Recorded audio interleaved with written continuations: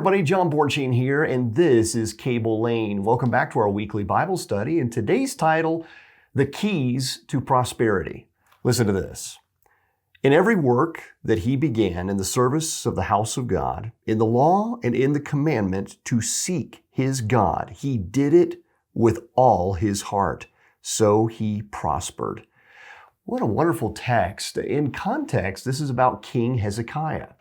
Now, if you recall the story about King Hezekiah, there were some amazing things God did in his life, and I'd encourage you to go back to 2 Chronicles, study this for yourself, read about what God did in and through his life, how King Hezekiah prayed, how God delivered Israel, just amazing things. But this came about because Hezekiah loved God. He feared God. And you might then ask, well, where did this come from?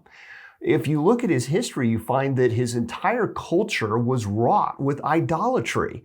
And yet Hezekiah chose to do right by God, to remove the high places, to turn the kingdom around, to make God the priority of his life and that of Israel. You see, King Hezekiah did not come from a family that was honoring God. His parents were even ones who encouraged idolatry, and yet he stood apart. What a wonderful thing to consider the fact that we all come from families that perhaps were even broken ones where we didn't receive a legacy of faith. We didn't receive that inheritance. And yet, God can still press upon our hearts to stand apart, to be set apart, and to stand boldly for him. And God honored Hezekiah as a result. That's why today's message is entitled The Key to Prosperity, because prosperity, as we might think of it, is often one that the world defines. How we attain or amass things to ourselves and materialism and really climbing some ladder of success. The reality is it's all about Jesus. It's all about God. And when we fear him, and I'm not talking about a fear that is like a scared and trembling, but rather awestruck. We are in wonder about him. We are amazed by him, and we're humbled before him when we consider his ways, when we think of him, when we long to be with him. And we are, in fact, right now with him because he is with us. But when we have the proper perspective of God, it goes before us in everything we say and do. And therefore, it blesses, his blessing goes before us to our family, to our lives, into our labors, because we have a right understanding of who God is, and we have a right fear of him. Let me take you to Psalm 128 for a moment. In Psalm 128, let me just read these 4 verses. I love Psalm 128. Really is a black and white kind of text. You know, there isn't a lot of illustration in it of imagery that is hard to understand. It is really cut and dry, and sometimes we need that. It's called a song of ascent because the men of Israel would sing these songs as they made their pilgrimage back to Jerusalem. So as they would take their offering to the Lord, especially during the Holy Feast season, they would sing this and they would contemplate these things. And so listen to these 4 verses from Psalm 128. Blessed is everyone who fears the Lord, who walks in his ways. When you eat the labor of your hands, you shall be happy, and it shall be well with you. Your wife shall be like a fruitful vine in the very heart of your house. Your children like olive plants all around your table. Behold, thus shall the man be blessed who fears the Lord. Yeah, you see, a proper perspective of prosperity is to have the desires of God, to love the Lord your God with all your heart, with all your soul, with all your strength, and with all your might.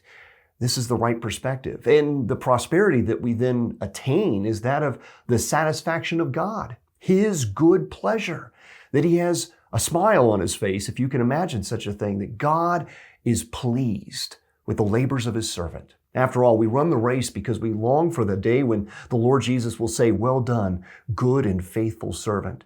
You see, if the Lord is before us in all things, if his desires are our desires, it will go well with us. And when the men would sing this song, they knew that if things were right with God, if they were in good standing with God, it would go well with them in their household, in their work. Their labors would be blessed. Rain would come. The soil would bring forth the crops, and the harvest would come in because God was pleased. They weren't seeking to attain all the glories of men. Rather, they sought the good pleasure of God. And in that, the children would be blessed. Their wives would be blessed. He gives the image of wives like a vine as they would grow up. And they would blossom and they would produce, because after all, if you nurture the soil rightly, the vine would grow up in a very healthy way. What an image. And of course, into the children, he likens them like olive trees, like olive plants.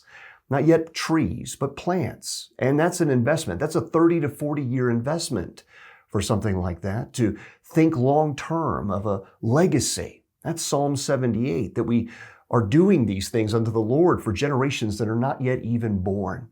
And so when you consider 30 to 40 generations that would then follow those olive plants, we're talking about trees today, olive trees, even in the island of Crete. In that area, there is olive trees that are 3,000 years old. So when you plant the olive plants and it becomes a tree, it would take care of generations to come. And that's the image then of one who rightly puts God before them in their home, in their labors, and all that they say and do. God is to be feared, and God is to be revered. Listen to what Dr. Henry Blackaby says about this. He says, God will honor the heart that commits to follow Him.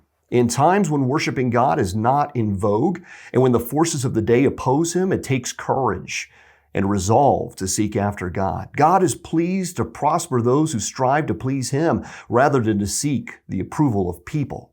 Hezekiah stands in stark contrast to Rehoboam, an earlier king of Judah. It is said of Rehoboam that he did evil because he did not prepare his heart to seek the Lord.